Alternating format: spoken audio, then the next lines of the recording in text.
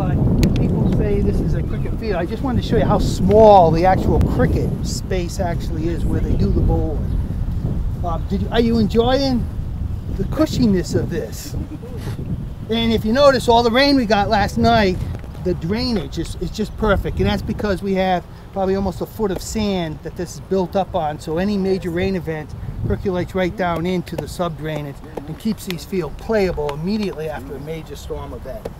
Also, the quality of the turf and the texture of the soil, if we have less injuries on these type of fields with twisted ankles, broken knees, and that when people fall.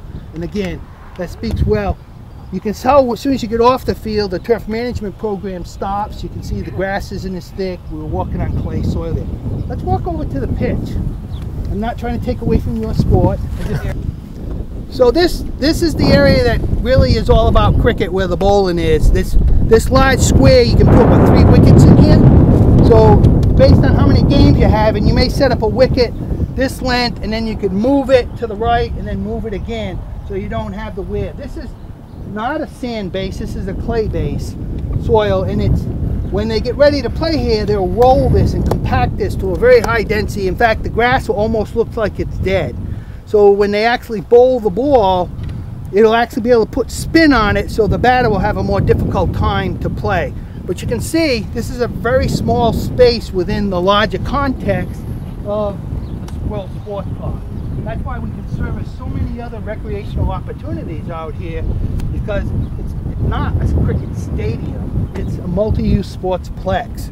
And then you see in the distance here with the cages, just like in traditional American baseball, that's the area where you practice. The cages, or the nets as they would refer to them. It's where the batters practice and the different bowlers would practice their pitch. Any questions? There is an artificial pitch over on the next field where it rises up, and that's synthetic turf, and that's where they can do a lot of the practice on. But the real serious games are played right here. Correct, yeah. Anything else, Josh? Yeah, with the exception of pretty much diamond sports, so with your baseball, your softball, we can pretty much accommodate just about every other field sport that can be out here. It really doesn't matter. There's all kinds of configurations. As you can see, the fields are still lined out from this past weekend, but they were able to fit 5 of their fields on here. Ultimate Frisbee can fit 10 just because they have different dimensions. So there's all kinds of combinations and ways to get stuff out here. So it's really pretty much, it has endless possibilities as to what sports can be played out here. We do irrigate this whole complex with well water, so we're not drawing from city water on the property itself, which is quite nice. It has a pretty intense turf management program, so we're fertilizing, we're aerating, we're overseeding, we're insecticiding and fungiciding to keep this quality turf. And depending on the games that are being played, will dictate the height of the actual cut of the turf itself. Just for our guests that just come to the park, there's probably just under a mile of walking path, paved walking trail around the perimeter. We do have some wetlands where we take all the water that's shed from the property and move it to some wet areas along the perimeter. We try to manage the water before it leaves the actual site. We did do a large number of tree plantings around the perimeter. We did have to remove a few trees, particularly the old farm hedgerows. So as you're walking on the path, you'll see a bunch of young saplings that we had a partnership with Keep Indianapolis Beautiful that came out and planted these trees with some volunteer efforts. Josh, what else do you want to say about what happens out here? Do you want to introduce your guests? Yes, so we can let them kind of showcase a little bit of their sport if they would like, since that's what they're here for. So over there we have Louie and Susan, who are with the Indianapolis Gaelic Athletic Association, and they're going to give you a crash course in hurling, which is pretty much the primary sport of Ireland, and Gaelic football. Hurling in our club is based on hurling, but we also promote the other Irish sports from the Gaelic Athletic Association. Hurling's about 3,000 years old. Talk to them. The sport has not changed much. It's based on this stick and a small ball called a slitter, which Susan has. It's played on large fields like this. We had our big tournament here last Saturday, as Josh was saying. We had clubs represented from 30 different cities, including as far as Denver. And listening in on the Irish accents and some of the Nationals players who came out here to look at our fields and watch our tournament, we can see that this place, these facilities, and thanks to you guys, our tournament has become fairly famous in the GAA circle. People mention we should host Nationals. They want to come out here all the time. We had at our event, I think, 60 to 65 hotel rooms downtown, plus all the people that had to spend money eating and drinking while they were here. If you extrapolate that to either the youth nationals, the collegiate nationals, the adult nationals, these are places that take 500, 600 hotel rooms for 4 days. They require 5 fields, which is exactly what we have.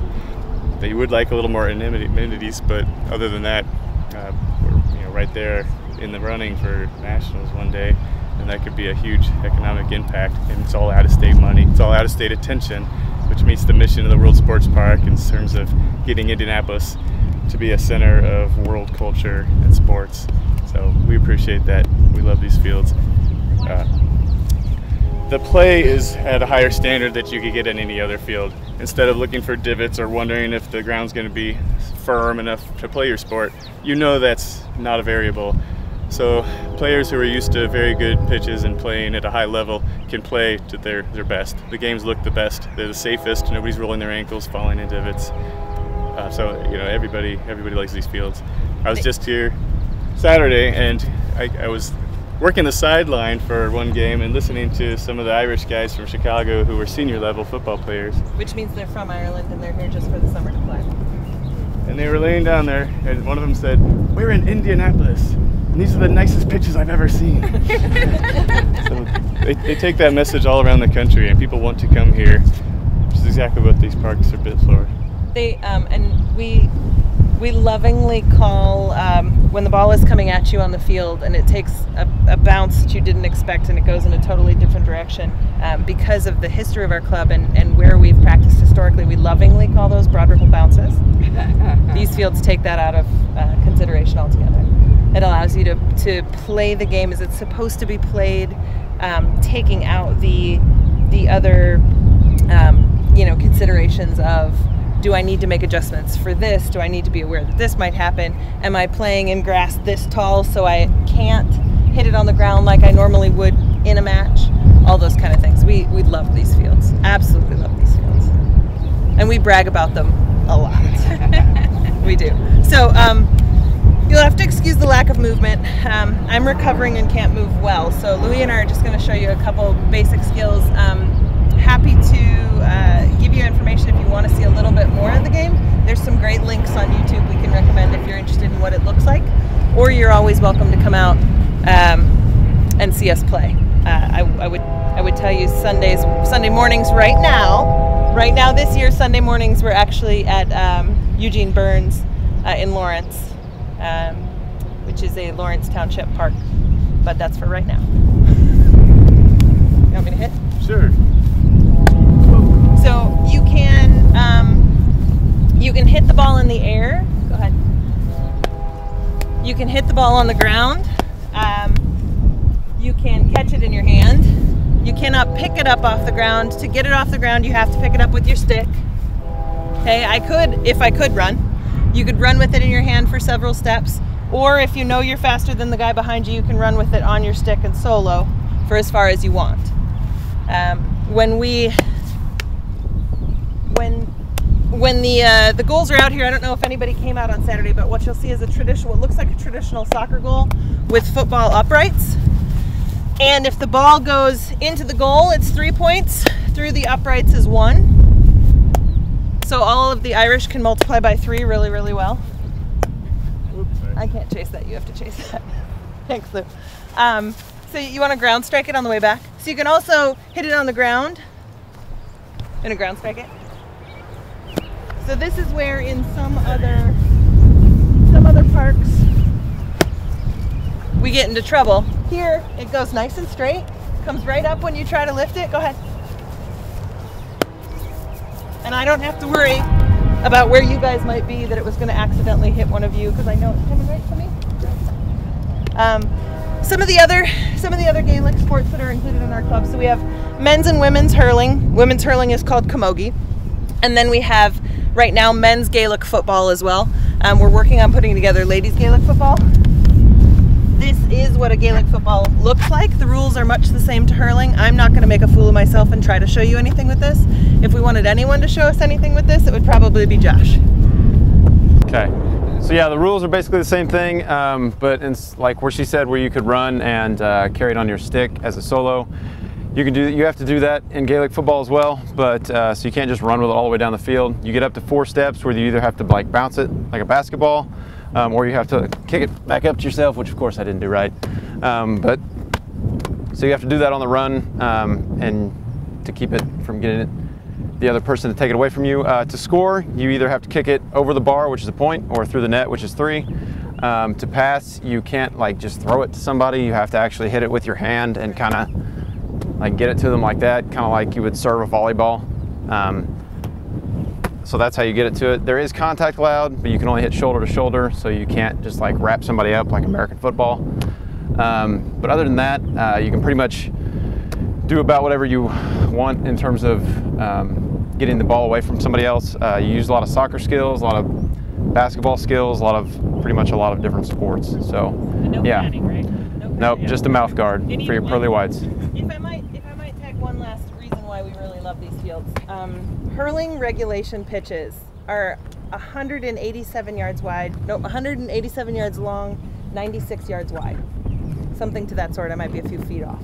That's huge. That's huge. So those are the size fields we play when we go to national tournaments. So currently, every place we practice, a football field is just about the biggest we're going to get. If we can find something slightly larger, that's great. But that's one of the reasons that we love this space as well, is because we can line out full-size pitches and actually play the game the way it's intended to be played. And we appreciate them being here. So thank you guys. So what's left that wasn't built as part of this project, if we look to this around me out, let me walk around. So in the backdrop, you'll actually have the image. Behind me on that little knoll is the future parking lot, and that's where the concession area, restroom, locker rooms would actually be positioned. As well as we walked up the path to the west, there was a field that the subgrade was put in, but it wasn't finished with the topsoils, the sand, and the irrigation. And that. And then from a planner's point of view, the future vision would be to add additional lands to this, so this sportsplex could add additional sports or more games at one time going on. Josh? Yeah, that pretty much covered it. A lot of the stuff that I would like to see out here would be just the general amenities that, you know, most Americans need or would like to have. Restrooms, drinking water, you know, that kind of stuff. Parking would be nice too, so people, I know it was quite a walk today, but so that's kind of the stuff when we do send out surveys for teams that have been here, that's the feedback that we're receiving from them. They cannot speak highly enough about the playing surface, which is great, and it's a step in the right direction. But in order to move forward and keep getting bigger and larger events, we are going to have to be able to have those amenities to compete in order to, you know, make this a park with the stuff that people, you know, expect to have.